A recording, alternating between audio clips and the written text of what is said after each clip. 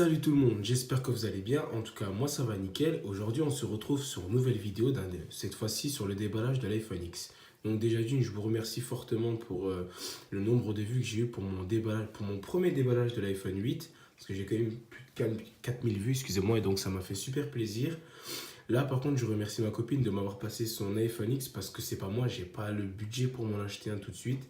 Donc je lui ai demandé si en fait elle pouvait me passer son téléphone pour que je puisse le déballer avec vous. Donc bien évidemment, enfin vous montrer comment il est. Bien évidemment, vous vous doutez qu'elle l'a déjà utilisé, vu que ça fait déjà une semaine et demie qu'elle l'a. Donc c'est parti. Donc là je vous montre la boîte. Pour ceux qui en ont pas, peut-être ceux qui en ont, ils savent très bien comment elle est.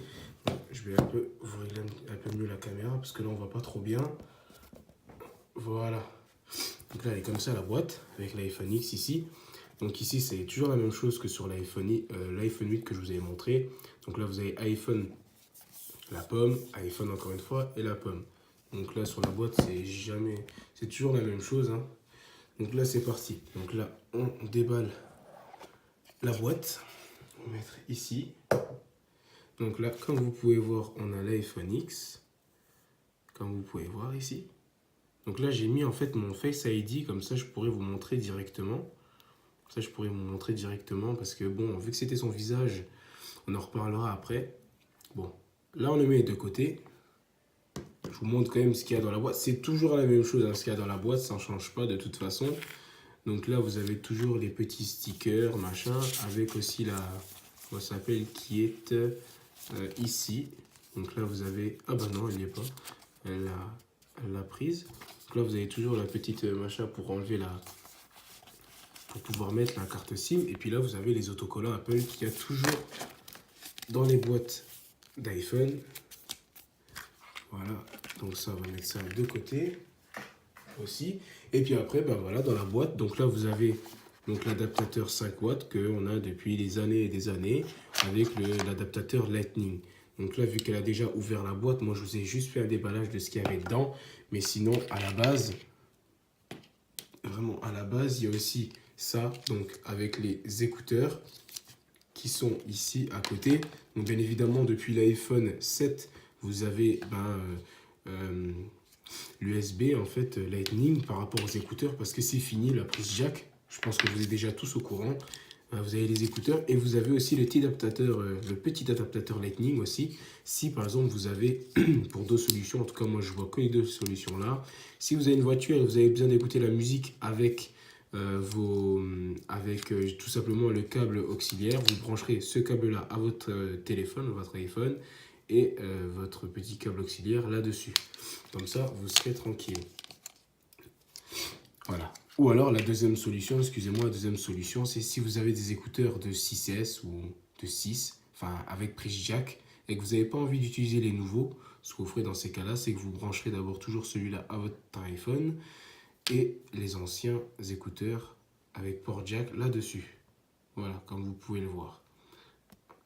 Désolé pour le focus, il n'a pas pris tout de suite. Voilà, donc maintenant, ce qu'on va faire, c'est surtout regarder l'iPhone X. Donc c'est un 64 Go, couleur argent, je dirais. C'est une couleur argent, si c'est bien marqué et que je ne me trompe pas. Oui, voilà, silver, donc c'est argent, exactement comme le mien. Et ce que j'ai fait, c'est que j'ai effacé son Face ID pour vous montrer en fait la vitesse du Face ID sur mon visage, malgré qu'il y ait le téléphone, mon iPhone 8 qui soit en train de filmer. De toute façon, je compte vous faire un comparatif entre cet iPhone-là contre le mien, juste pour voir en fait lequel est le mieux. Bon, je pense savoir lequel est le mieux, mais bon, c'est pour que vous puissiez voir le comparatif. Donc par rapport au design, le bouton est un peu plus grand que sur les autres iPhones. Je sais, putain, le focus, il a du mal à prendre.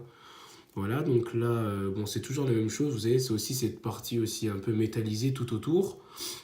Comme vous pouvez le voir tout ici. Là, vous avez la caméra qui n'est plus horizontale mais verticale, comme vous pouvez le voir ici. De toute façon, je vais regarder après les caractéristiques, mais il me semble que par rapport à la caméra mégapixels, ça ne change pas par rapport à l'iPhone 8. 8 et 8, non, 8 Plus, ça n'a rien à voir. Après, vous avez toujours cette partie en verre qui est aussi liée pour qu'on puisse recharger par recharge à induction. comme je vous avais montré sur mes précédentes vidéos. Les boutons là ne changent plus. C'est toujours les mêmes. Je pense qu'ils seront toujours utilisés. Et là, comme vous pouvez le voir, vous n'avez plus du tout de boutons. Voilà. Donc, quand on appuie ici sur le bouton Power, vous pouvez voir que malgré qu'il filme, là, vous voyez bien ma tête ici, que malgré que mon téléphone filme et qu'il soit en plein devant, si je le mets ici, comme vous pouvez le voir, il se déverrouillera. Et donc, vous aurez juste à balayer vers le haut, comme c'est marqué ici en bas, pour ouvrir. Voilà. Donc, on peut balayer et là vous verrez en fait que vous avez déverrouillé le téléphone.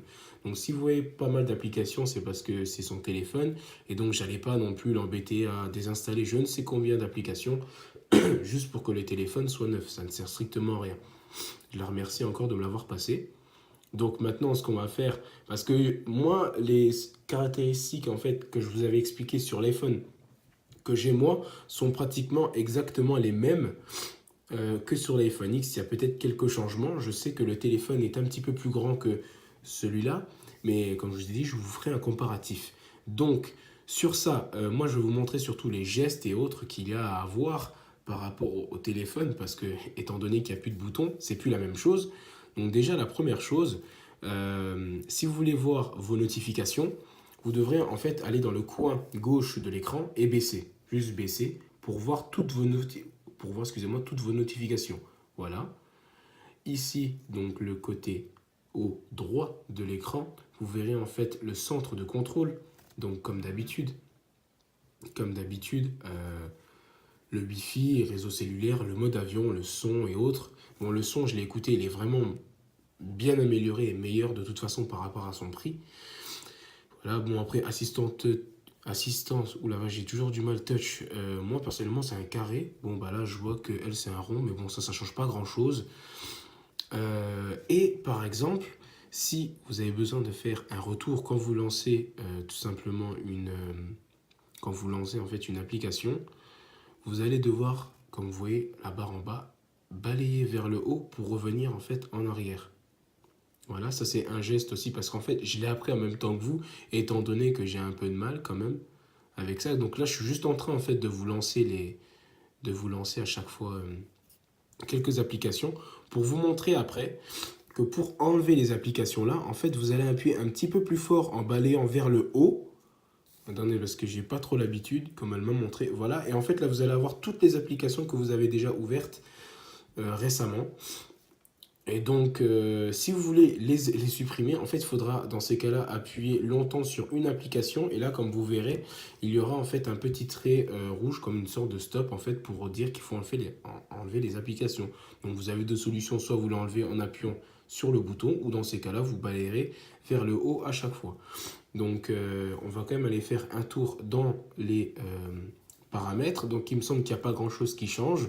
Sauf que quand vous allez aller, vous aurez le Face ID ainsi que le code.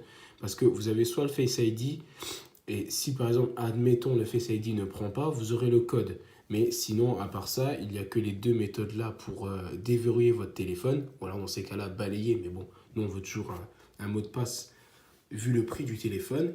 Et une dernière chose, le Face ID, c'est seulement pour un seul visage. C'est seulement pour un seul visage.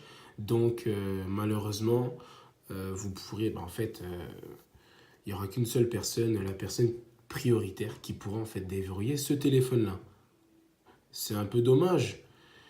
Mais bon, moi personnellement, je suis encore content de mon empreinte digitale, mais je pense que le jour où je voudrais un nouveau téléphone, j'aurai pas le choix que de prendre.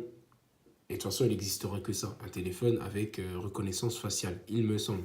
Donc là, information, donc là vous avez 64 Go. Bon, le numéro de série et tout, ça c'est la même chose.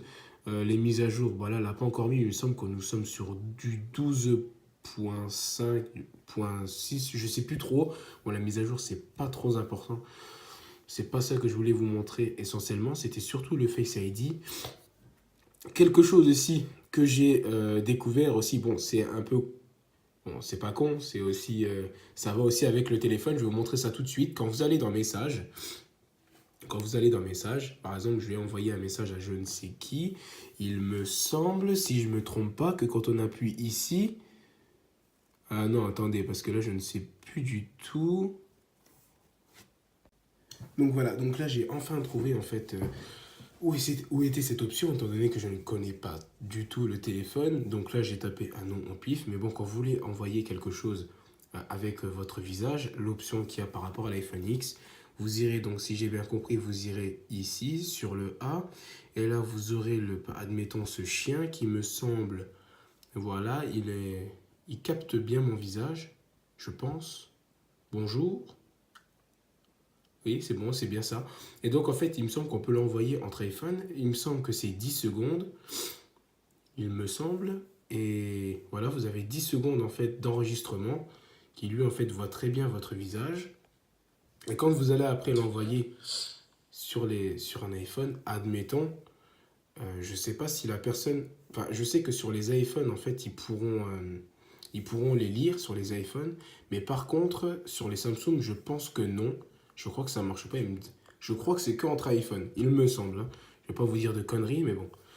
Voilà. Donc, sinon, par rapport à ça, j'ai pas grand-chose à vous dire. Par rapport au processeur, j'essaierai en fait pendant cette vidéo de vous mettre en fait les fiches techniques les fiches techniques de l'iPhone X pour vous montrer à peu près, parce que je ne les connais pas vraiment par cœur. Sinon, un réel changement par rapport au niveau du design, par rapport à la façon de déverrouiller le téléphone et autres.